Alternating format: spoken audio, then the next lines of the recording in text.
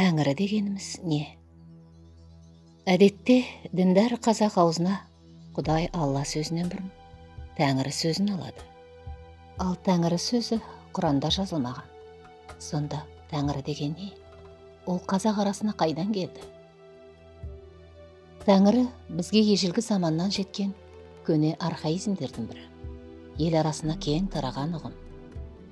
Халқымыз бұл ұғымды Евразия қыраттар далаларын бағзы замандарда мекендеген, өзінің ата тегі саналатын көшпелі тайпалардан мирас еткені байқалады. Фин ғалымы Харва Тәңірге табынушы халықтарды атай келіп, олардың ішінде Алтай, Хакас, Қырғыз, Қазақ, Өзбек, Ұйғыр, Татар, Шор, Моңғол, Бурят халықтары бар екенін жазады. Ал француз ғалымы Жан-Поль Ру ежелгі көшпелілердің діни сенімдерін тенгризм деген бір сөзбен атайды. Тәңір сөзі ертеректе аспан, аспанның көзге көрінетін бөлшегі, жасаған, құдірет деген әртүрлі мағынаны білдірген. Біздің пайымдауымызша Тәңірі сөзі күрделі. Ол екі түбірден, таң және ерден тұрады. Таң күннің туар шығар уақыты, ал ері күллі түркі тілдерінде ер, еркек, батыр деген мағынаны білдіреді. Қазақ фольклорында таң сөзі жеке, ертедегі көне заманның құдайы ретінде қолданылады. Тәңірге таңға қарсы ұғым іңір кешкі уақыт. Қазақ тәуіптері кейбір сырқаттарды күн шығып келе жатқанда алты бастаудан алынған сумен емдейді. Бұл су таң суы деп аталады. Алғашқы діни сенімдерді зерттеуші Штенберг әрқашан аспан құдайының тасасында күн құдайы тұрады деп жазады. Бұл жаны бар пікір. Тәңірі қазған Қазақстанда кездесетін жер су аттары. Соңғы «р» дыбысы түсіп қалған теңге орта ғасырлық ақша. Тәңір берген, Тәңірі жарылқасын. Иттің иесі болса, берінің тәңірісі бар. Және басқа тіркестер Тәңірге табынудың ислам дініне дейін қазақтар арасында кең етек алғанының дәлелі. Тәңірге табынудың идеялық негізі табиғат заттары мен құбылыстарын жанды деп қарау. Басқаша айтқанда, гилозоизм. Тәңірлік сана әр заттың иесі жаны бар деп пайымдайды. Дүниенің барлық объектілері адам секілді. Оларға сезім мен сана тәміз. Тәңірге табыну алғашында дін түрінде емес, космологиялық түсініктер мен идеялардың жиынтығы ретінде табиғи құбылыстарға мінәжат етумен байланысты пайда болады. Жеке бір халық қана Тәңірге табынған десе қателік. Тәңірге сенудің терең тарихи тамырлары бар. Ол күллі дін атаулдан бұрын пайда болған. Тәңірі Құдай деп жазды Шоқан Уәлиханов. Тәңірі ұғымын жасаған ретінде ұлы Абай да көп қолданған. Тәңірінің жасаған ұғымына айналуы 7-8 ғасырларда Орталық Азияда түрік қағанатының пайда болуымен тығыз байланысты.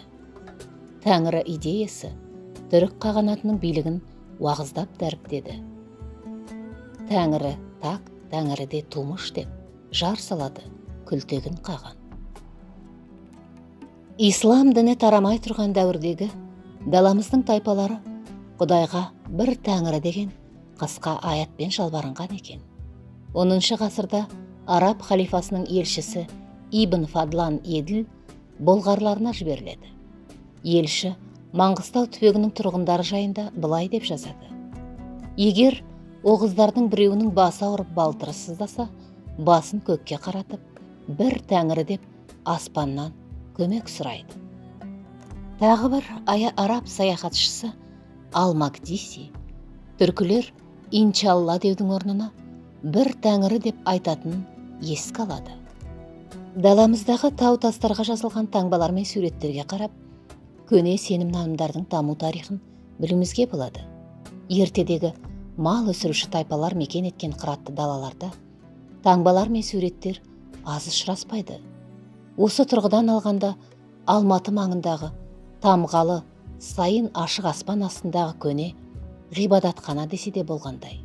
Мұнда күн көзіне қақталған, қара жартастарға ойылып салынған, ондаған космос құдайларының күн кескінді келбеттерін көруге болады.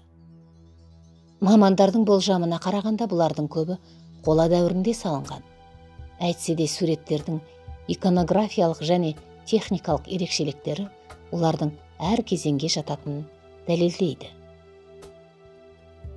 Тамғалы суреттерінің бас тақырыбы Тәңірі.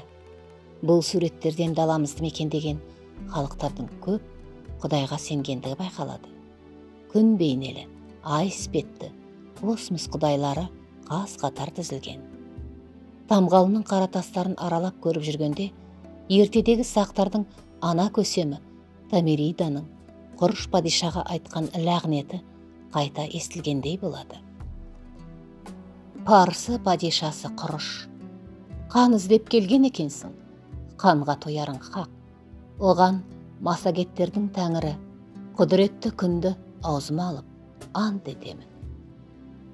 Күн тәңірісінің басы көптеген космостық денелерден тұрады. Шеңбер жетеу, орталық ядросы бір. Күн тәңірісі адам бейнесіне жуықтайды. Дене бітімі, қол аяғы адамға ұқсас, бірақ негізгі элемент бас ғарыштық пішінде берілген. Скифтер құдайлар арасында тек күнге ғана табынады деп жазады Геродот. Құрбандыққа жылқы малын шалады. Өйткені күннің шапшаң қимылына малдың да жылдам жүрісі сәйкес келуі керек. Күнге табыну даламызды мекендеген орта ғасырлардағы тайпаларды да кең етек алады. Қыпшақтардың діні туралы сөз қозғасақ деп жазады араб саяхатшысы Ибн ал-Асир. Олар шығып келе жатқан күнге табынады. 16 ғасырда Бұқар дін басылары қазақтардың күн мен айға табынуына байланысты бізге ғазауат соғыс жариялағанын айттық. Жазға салым бие байлап, қымыз ашытқанда, қазақтар шығып келе жатқан күнге қарап, алғашқы қымызды соған қарай шашады. Көгеріп тұрған шөпті Алла емес, күн өсірген деп түсінеді. Қазақтар күнге табынатын болғандықтан, оларды кәпір деп түсініп, мұсылман дініне қарату мақсатымен оларға ғазауат жариялау дұрыс деп жазады. Осы соғысқа қатынасқан Орта Азиялық тарихшы Рузбехан өзінің Бұқар мейманының жазбалары деген шығармасында. Ежелгі қазақтардың есік алды деген сөзі күн шығыс жақ деген мағынаны білдіреді. Венгр саяхатшысы Рона Таш Монғолия қазақтары киіз үйінің есігін күншығысқа қаратып тігетінін жасады. Ал моңғол және қалмақы киіз үйдің есігі оңтүстікке қарайтыны мәлім. Орта ғасырларда даламызда ислам дінінің өріс алуына байланысты Тәңірі ұғымы бірте-бірте мұсылманның Алласына ауыса бастаған жоғарыда сөз еттік. Алайда ескі нанымға сенген қалың бұқара мұсылмандық әдет ғұрыптармен қатар Тәңірге табыну жоралғысында жасай береді. Өйткені көшпелі мал шаруашылығымен айналысқан халық үшін белгілі бір діни орталыққа қажет ететін қағидалық уағыздан гөрі бұрынғы сенім нанымдарды жасау жеңіл еді. Тенгризмде Құдайға құлшылық етуге қарағанда табиғат күштеріне үстемдік ету әрекеті басым жатады. Мәселен, қожа молда өз қажетін Алладан дұға аят оқып, жалынып жалбарынып сұраса, қазақтың абыздары табиғатты қорқытып, оған бұйыра сөйлейді. Жүгіре келіп, соқ бұл, желдет. Бұл дәстүр көне қазақ поэзиясында молдау кездеседі. Сонымен Тәңірге табыну бірнеше кезеңді басынан кешірген. Тамғалдағы бейнелер Құдай идеясының мәңгі еместігін және осы идеяның табиғат күштерін әсірелеу, жандандыру барысында пайда болатындығын тұжырымдайтын көзқарасты негіздей түседі.